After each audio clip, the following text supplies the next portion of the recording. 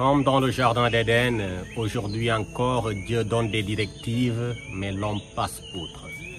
Dieu appelle, mais l'homme se cache. Comme du temps de Ninive, donc du temps de Jonas. Dieu envoie et l'homme prend la fuite. À son Église des temps actuels, Dieu confie une grande commission, mais il semble qu'elle est devenue la grande omission.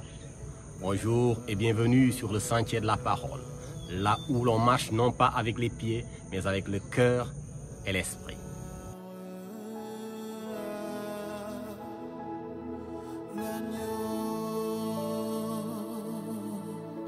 Pour son deuxième numéro sur le sentier de la parole, vous propose cette thématique libellée comme suit. Matthieu le chapitre 28, le verset 18 à 20, 2 points. La grande commission ou la grande omission, point d'interrogation. Qui ne connaît pas Matthieu le chapitre 28, le verset 18 à 20? Quel chrétien n'a pas encore entendu parler de ce passage? Ce texte est l'un des plus célèbres de la Bible et voici ce qu'il dit. Jésus s'étant approché leur parla ainsi. Tout pouvoir m'a été donné dans le ciel et sur la terre. Allez et faites de toutes les nations des disciples, les baptisant au nom du Père, du Fils et du Saint-Esprit, et enseignez-leur à observer tout ce que je vous ai prescrit. Et voici, je suis avec vous tous les jours jusqu'à la fin du monde. Dans sa formulation originelle, ce passage est traditionnellement désigné comme étant la Grande Commission. Il représente le mandat le plus universel de l'Église. Pourtant, le comportement actuel de plusieurs chrétiens révèle un écart frappant entre cet ordre reçu de Jésus-Christ et son exécution pratique. C'est donc cette défaillance de mettre en œuvre, dans la profondeur et dans la continuité, le 10 commandements qui m'amène à me demander si l'Église des temps actuels n'a pas rebaptisé Matthieu 28 comme étant la grande omission. Je répète, la grande omission. Pour répondre à cette interrogation, sur le sentier de la parole, vous invite très respectueusement à lasser vos chaussures intérieures pour une nouvelle respiration biblique.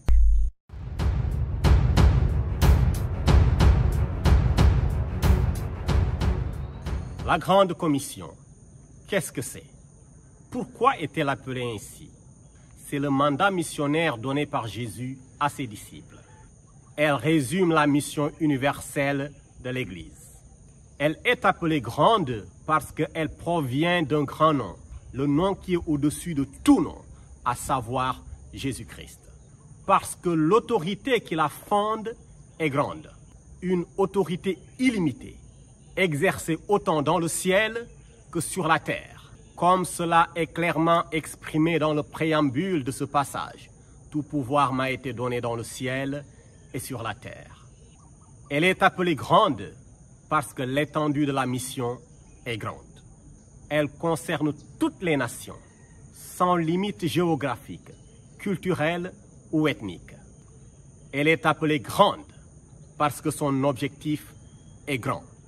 C'est la transformation des vies pour qu'elles ressemblent à celle de Jésus-Christ. Mais elle est également appelée grande parce que la promesse est grande. Jésus dit, je serai avec vous tous les jours jusqu'à la fin du monde. La grandeur de cette commission est également à rechercher dans la grâce du Christ, dans sa miséricorde et son amour, lui qui veut offrir une porte de repentance à l'humanité et qui veut que le message du salut atteigne toutes les nations, même celles que nous jugeons indignes, celles qui rejettent et méprisent son nom, celles qui trouvent encore leur ancrage spirituel dans des pratiques déshumanisantes. C'est donc en assumant cet appel que le monde entier peut connaître Dieu.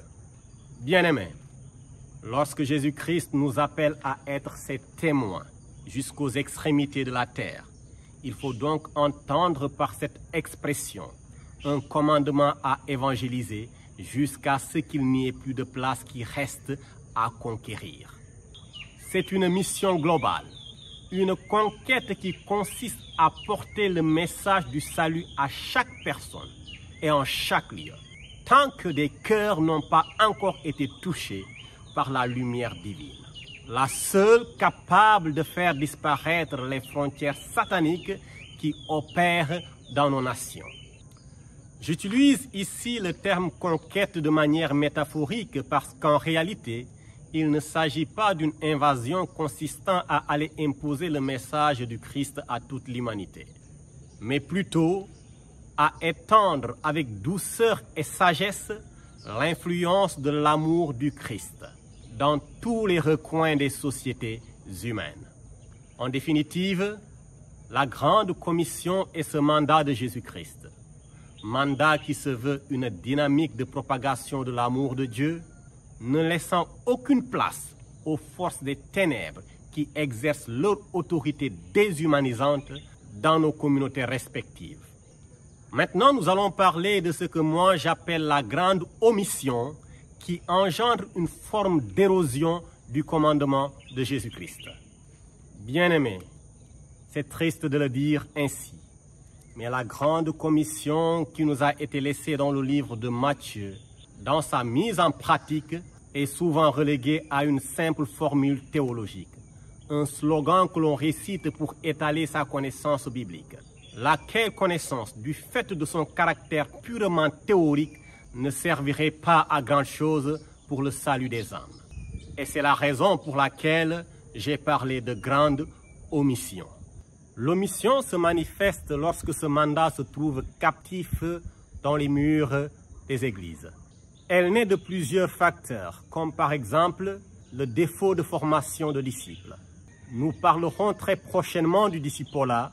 Toutefois, retenons que ce défaut, c'est-à-dire l'accompagnement spirituel qui doit être donné à chaque membre dans l'Église, produit des communautés chrétiennes où peu de membres sont capables de partager de manière efficace leur foi.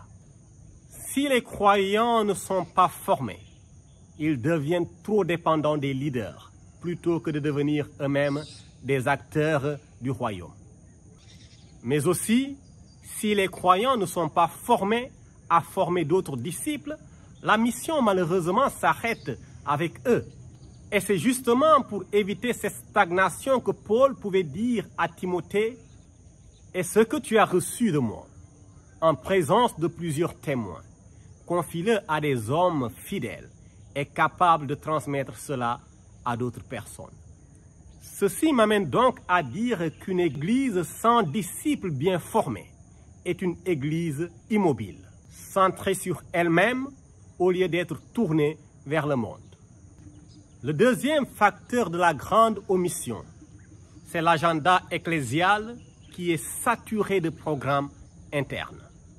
Bien-aimés, il faut l'admettre, dans nos églises, l'évangélisation est le parent pauvre des activités qui figurent dans l'agenda ecclésial.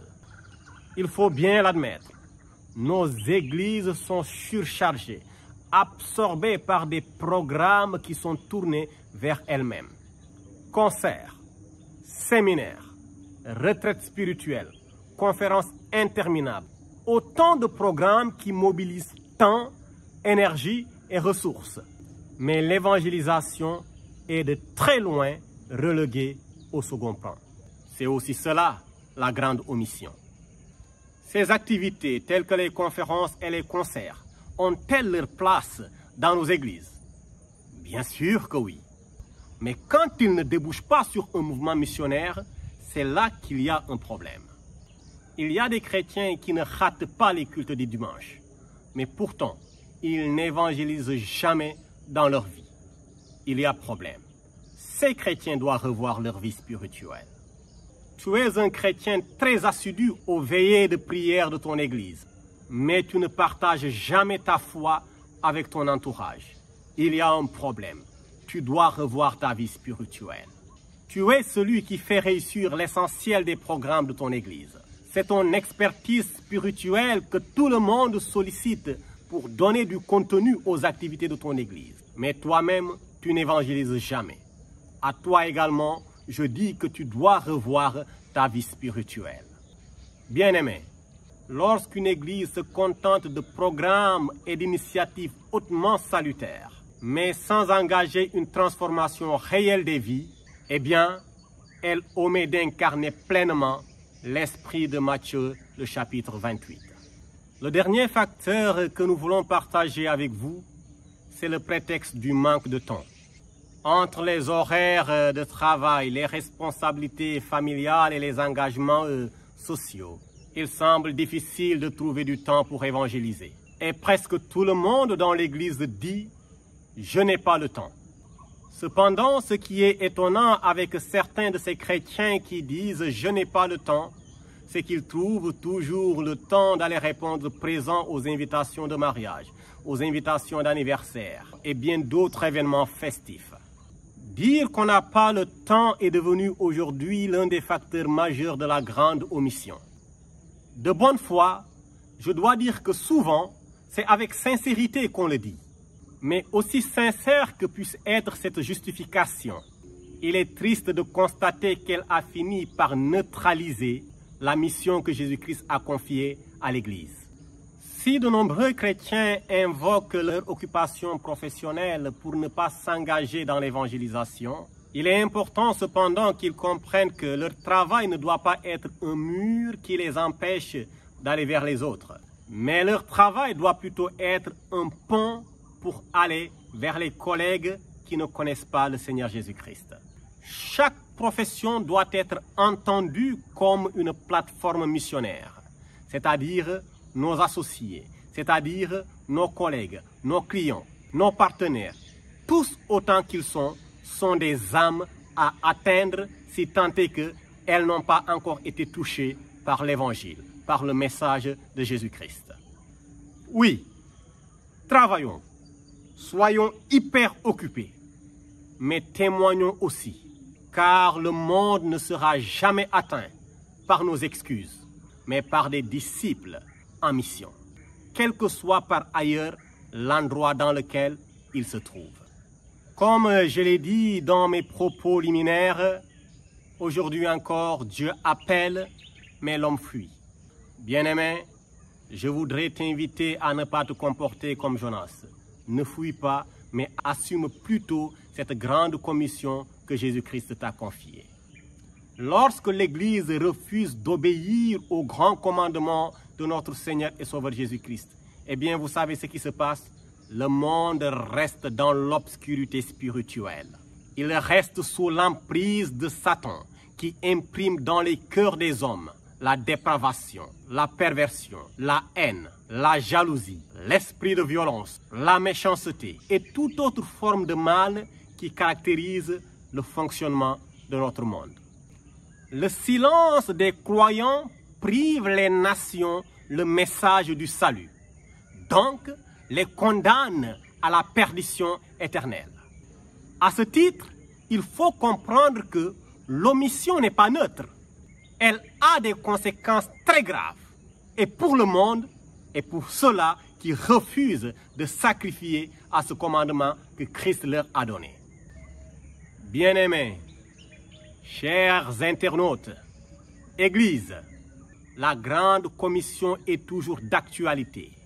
Elle n'a pas été annulée, ni modifiée, mais elle attend simplement de trouver un homme, de trouver une femme qui puisse dire avec joie, comme Ésaïe, « Seigneur, me voici, envoie-moi ». Que Dieu vous bénisse et qu'il vous donne d'assumer pleinement cet appel qui consiste à aller évangéliser jusqu'à ce qu'il n'y ait plus de place qui reste à conquérir.